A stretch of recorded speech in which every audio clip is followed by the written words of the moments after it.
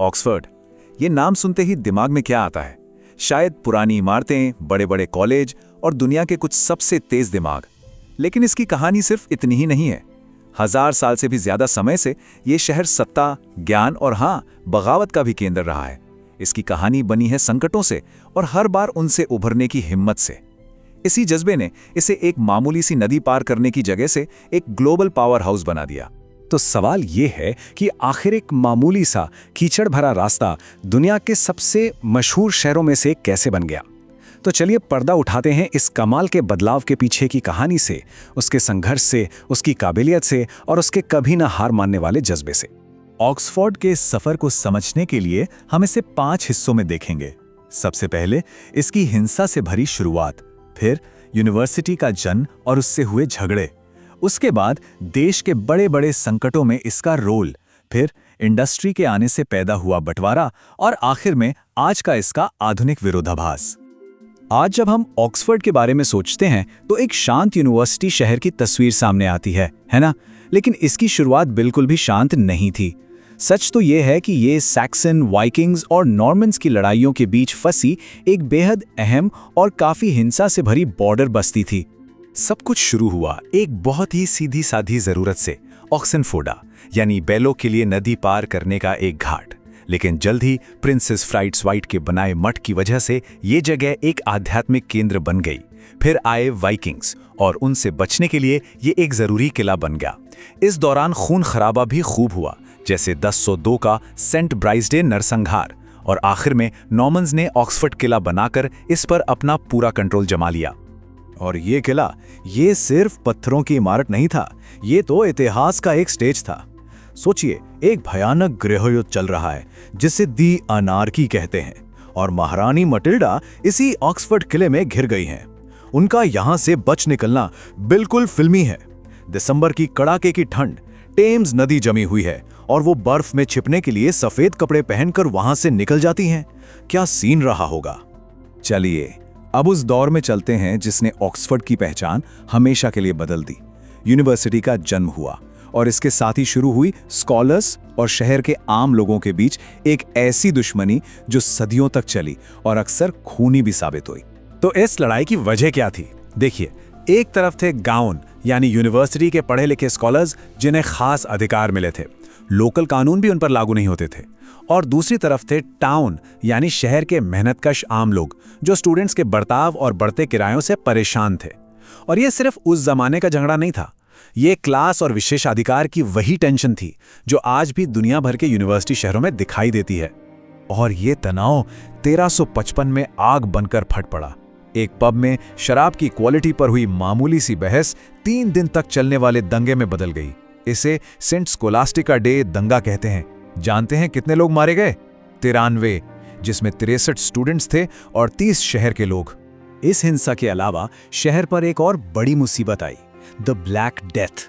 इस महामारी ने ना गांव देखा ना टाउन। ऑक्सफोर्ड की लगभग आधी आबादी खत्म हो गई। यूनिवर्सिटी तो पूरी तरह तबाह होने की कगार पर थी, लेकिन किसी तरह यह बच गई और फिर से अपने पैरों पर खड़ी हुई। अब आगे बढ़ते हैं। ऑक्सफोर्ड अब सिर्फ अपने झगड़ों में नहीं उलझा था, अब वो इंग्लैंड के सबसे बड़े राष्ट्रीय संकटों के बिल्कुल सेंटर में आ चुका था। धार्मिक उथल-पुथल से लेकर खूनी गृहयुद्ध तक, यह शहर जैसे एक देश की भट्टी बन गया जिसमें सब कुछ तप रहा था। 16वीं सदी में तो धर्म के नाम पर शहर में तूफान आ गया। पहले राजा हेनरी अष्टम ने सारे मठों को बंद करवा दिया। फिर आई रानी ब्लडी मैरी, जिन्होंने ऑक्सफोर्ड की सड़कों को एक मंच बना दिया जहां आर्क बिशप क्रैनमर जैसे बड़े प्रोटेस्टेंट नेताओं को जिंदा जलाया गया। सोचकर देखिए, शहर को हर नए राजा के साथ अपनी धार्मिक पहचान बदलनी पड़ रही थी। और फिर शुरू हुआ गृहयुद्ध। जब राजा चार्ल्स प्रथम को लंदन से भगा दिया गया तो उन्होंने कहां पनाह ली? जी हां, ऑक्सफोर्ड में। उन्होंने इसे अपनी राजधानी बना लिया। अगले 4 साल तक कॉलेज बन गए सैनिकों के बैरक और शहर बन गया शाही किला। लेकिन आखिर में राजा को भेष बदलकर भागना पड़ा और शहर ने संसद के सामने घुटने टेक दिए। 19वीं सदी आते आते ऑक्सफोर्ड में एक नया अजीब सा विरोधाभास पैदा हुआ। एक तरफ तो ये ड्रीमिंग स्पायर्स यानी सपनों की मीनारों वाला शहर था, ज्ञान का गढ़ था, लेकिन दूसरी तरफ यहाँ इंडस्ट्रीज आ रही थीं और इन इंडस्ट्रीज ने शहर को 2 टुकड़ों में बांट दिया। इस बंटवारे की शुरुआत हुई 1790 में नहर के आने से और फिर 1844 में रेलवे लाइन बिछने से। इसने एक नहीं बल्कि 2 ऑक्सफोर्ड को जन्म दिया, जो एक साथ एक ही जगह पर बिल्कुल अलग-अलग थे।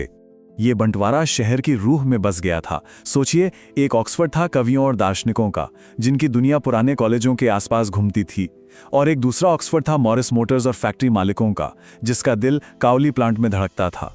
ये 2 ऐसी दुनियाएं थीं जो एक ही शहर में रहती तो थीं, पर एक दूसरे से बहुत दूर थीं।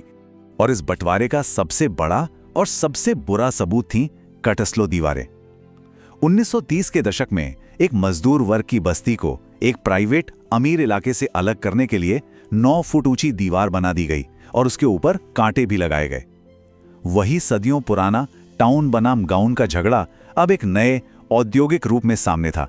चलिए अब आते हैं आखिरी हिस्से पर, 20वीं और 21वीं सदी का ऑक्सफोर्ड। ये वो दौर था जब यहाँ से दुनिया बदलने वाले इनोवेशंस हुए, लेकिन शहर आज भी अपने अंदर के विरोधाभासों से लड़ रहा है। 20वीं सदी में तो जैसे ऑक्सफोर्ड ने रफ्तार पकड़ ली।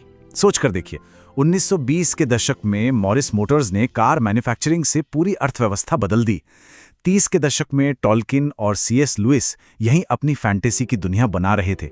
द्वितीय विश्व युद्ध में यहाँ पेनिसिलिन का बड़े पैमाने पर उत्पादन शुरू हुआ और 1954 में रॉजर बैनिस्टर ने यहीं पर 4 मिनट से कम में मील दौड़ने का नामुमकिन सा लगने वाला रिकॉर्ड तोड़ा। एक लिस्ट देखिए, mini car, Lord of the rings, बड़े पैमाने पर बनी पेनिसिलिन, 4 मिनट की मील और हाल ही में ऑक्सफोर्ड/एस्ट्राजेनेका कोविड-19 वैक्सीन। ऑक्सफोर्ड से निकले आइडियाज और चीजों ने हमारी दुनिया पर कितना गहरा असर डाला है। ये शहर लगातार हमें आकार देता आ रहा है। तो आखिर आज ऑक्सफोर्ड है क्या? सच कहें तो ये एक जीता जागता विरोधाभास है। एक तरफ प्राचीन है, दूसरी तरफ एकदम मॉडर्न, कहीं बेहद विशिष्ट है तो कहीं विविधता से भरा हुआ। ये ज्ञान का एक वैश्विक केंद्र है जो आज भी अपने इतिहास और अपनी पहचान से जूझ रहा है। 1000 साल तक बार बार गिरकर उठने के बाद ऑक्सफोर्ड की कहानी एक बड़ा सवाल छोड़ जाती है। आगे ये शहर हमारी दुनिया को क्या देगा, क्या नया बनाएगा?